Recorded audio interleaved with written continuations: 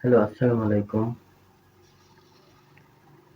ইসলাম ধর্মের basic knowledge অর্জন করার জন্য আজকে আমি কিছু বই সাজেস্ট করব যে এই বইগুলো যদি পড়া হয় তাহলে মোটামুটি ইসলাম ধর্ম সম্পর্কে তার যদি জানার আগ্রহ থাকে তাহলে সে কিছু হইলেও না মোটামুটি ভালোই জানতে পারবে। এখন জানার আসলে দরকার কেন?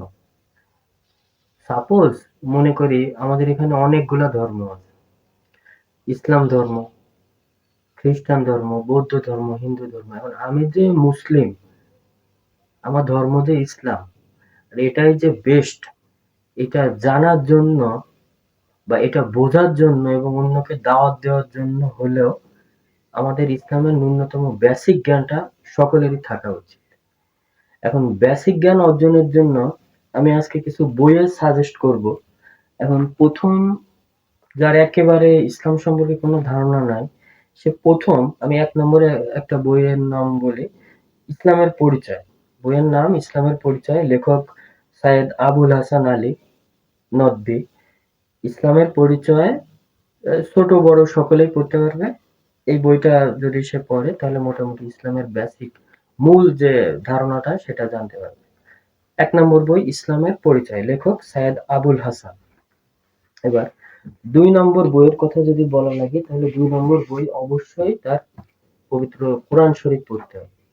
এবং পবিত্র কোরআন শরীফ শুধু তোতা পাখির মতো পড়লেই হবে না, পবিত্র কোরআন শরীফ বুঝে পড়া লাগবে। এর জন্য পবিত্র কোরআন শরীফের একটা ওই কোরআন শরীফের সাথে একটা অনুবাদ পড়া উচিত। আমার কাছে যে কোরআন শরীফটা আছে এটার সাথে অনুবাদও আছে। এখন কোরআন শরীফ পড়লাম, কোরআন শরীফের সম্পূর্ণ অনুবাদ পড়লাম, তবে কোরআন শরীফ বুঝতে গেলে তার আরবি ভাষার উপর একটু দক্ষতা অর্জন করা উচিত। এর জন্য আরবি ভাষার 3 মাসের 6 মাসের কোর্স আছে, যেখানে আরবি ভাষার সম্পর্কে সে জ্ঞান অর্জন, মানে আরবি ভাষাটা জানে তারপর যদি কোরআন শরীফ পড়ে আমার মতে এটা ভালো। আর এটা যদি না করতে পারে তাহলে বাংলা অনুবাদ অবশ্যই পড়া উচিত। এবং কোরআন শরীফ পড়লাম, বাংলা অনুবাদ পড়লাম, তারপরও কোরআন শরীফের প্রতিটা আয়াত বোঝার জন্য বা আয়াতের সানে নুজুল, আয়াতটা কোন প্রেক্ষিতে নাজিল হয়েছে, আয়াতটা কেন নাজিল হয়েছে, আয়াতের তাৎপর্য কি, আয়াতের মানে কি, মিনিং কি, এটা বোঝার জন্য কোরআনের আয়াত বোঝার জন্য কোরআনের তাফসির পড়তে হবে। এখন তাফসিরের জন্য অনেক তাফসির আছে বাংলাদেশের, বাংলা অনুবাদে অনেক তাফসির আছে। তবে তাফসির আমি দুটো পড়ছি। এর ভিতর প্রথম একটা তাফসিরের কথা বলা লাগে, তাফসির ইবনে কাসির। এটা এই তাফসিরটা ভালো। এটা যেকোনো স্কলার, যেকোনো আলেম এটা রিকমেন্ড রিকমেন্ড করবে। তাফসির ইবনে কাসির, এটা 14 খণ্ডে। এটা আলহামদুলিল্লাহ আমার বাসায় আছে। আরেকটা তাফসির পড়া যাইতে পারে, এগুলো কিন্তু অনেক বড়, এক এক খণ্ড অনেক, মানে 14 খণ্ডের মতো।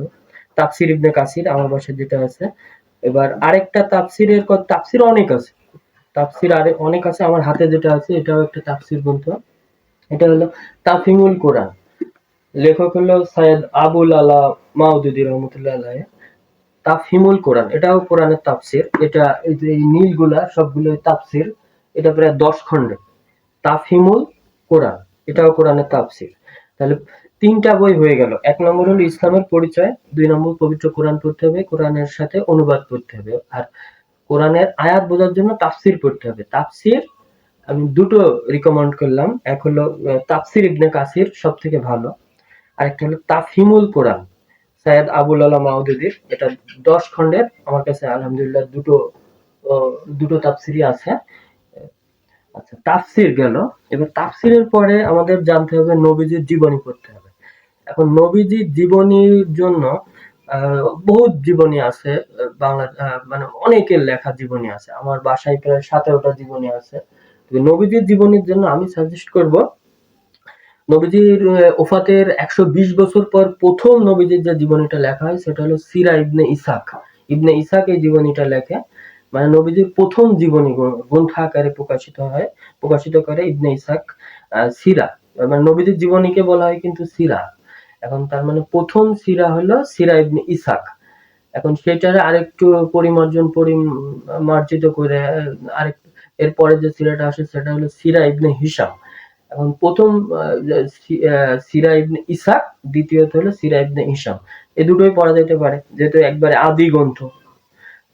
আর বর্তমানে যেটা সিরার খুব ট্রেন্ড চলতেছে, খুব এই সিরাটা সব আলেমই এটা রিকমেন্ড করতেছে, সেটা হলো আর রাহিকুল মাকতুম। এটা প্রায় 1180টা পাণ্ডুলিপির ভিতরে এই আর রাহিকুল মাকতুম এই সিরাটা বেস্ট হিসাবে পুরস্কৃত হয়েছে। বর্তমানে এটা খুবই ট্রেন্ডে আছে। তাহলে তিনটা সিরা আর কথা আমি বললাম, সিরা ইবনে ইসাক, সিরা ইবনে হিশাম, আর হলো আর রাহিকুল মাকতুম। আমার কাছে 17টা সিরা আছে, এগুলো সবই আছে আমার কাছে। যে এখানে একটা আছে গোলাম মুস্তফার লেখা, আমরা এটা স্কুলে পড়ছি, গোলাম মুস্তফার বিশ্বনবী, এটাও একটা সিরা। এখান থেকে কিছু অংশ আমরা স্কুলে পড়ছি। এটা অনেক পুরাতন একটা বই। এটা ভালো, এই গোলাম মুস্তফার লেখার হাত ভালো ছিল।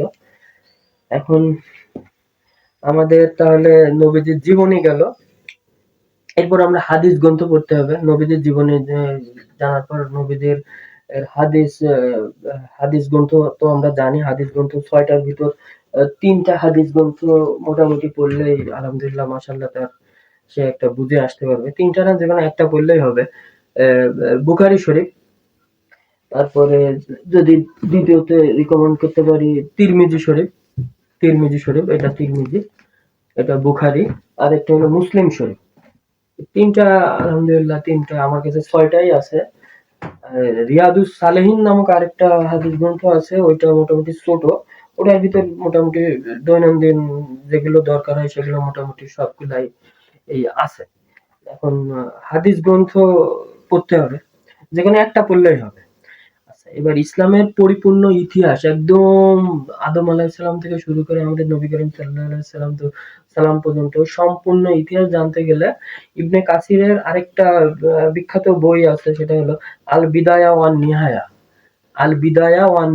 14 খণ্ডের। এটা একবারে পরিপূর্ণ ইতিহাস।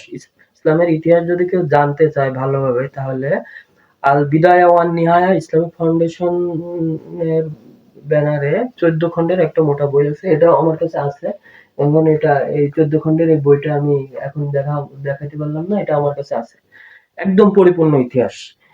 আচ্ছা, তারপরের ইতিহাস, এই ইতিহাসের ভিতর যদি এক্সট্রা ভাবে আরো কেউ ভালোভাবে জানতে চায়, তাহলে খুলাফায়ে রাশিদিনের জীবনী, যেমন আবু বকর রাদিয়াল্লাহু তাআলা আনহু, ওমর, উসমান, আলী রাদিয়াল্লাহু তাআলা আনহু, এদের জীবনীও এক এক খণ্ড হিসাবে পড়তে পারে।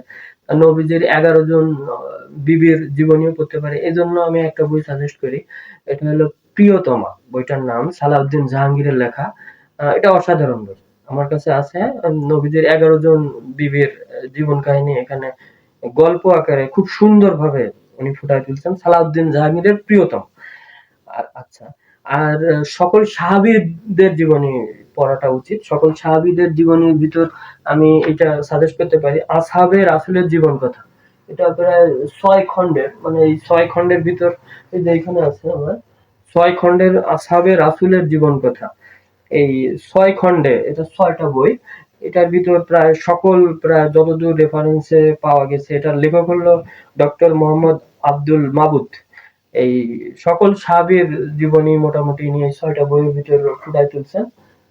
এটা করলে মোটামুটি সকল সাহাবীদের জীবন আচরণ সম্পর্কে ধারণা পাওয়া যাবে। আরেকটা বই আছে একক খণ্ডে, সেটা হলো তাবেঈদের জীবন। এখন সাহাবীদের যারা দেখছে তাদের বলা হয় তাবেঈ। এই তাবেঈদের একটা অখণ্ড জীবন খণ্ড আছে, যারা তাবেঈ তাদের একটা অখণ্ড জীবন আছে, এটা পড়লেও তাবেঈদের সম্পর্কে জানা যাবে। আরেকটা এই তাবেঈদের আবার যারা দেখছে তাদের বলে তাবেঈ। এখন তাবেঈদেরও একটা অখণ্ড জীবনী আছে, মানে সকল তাবেঈদের, এটাও পড়া যেতে পারে। তাহলে আমি আরেকবার বলি, মোটামুটি আমি 12 থেকে 13টা বই, খণ্ড তো আছেই, এক একটা বইয়ের ভিতর অনেক খণ্ড।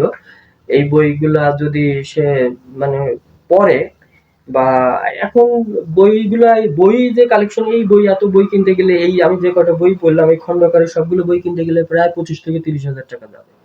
এখন এই যে এখানে বললাম আল বিদায়া ওয়ান নিহায়া 14 খণ্ড ইসলামের পরিপূর্ণ ইতিহাস, এটা কিনতে গেলে এই 14টা খণ্ড কিনতে গেলে যাবে তার 4,500 থেকে 5,000 টাকা।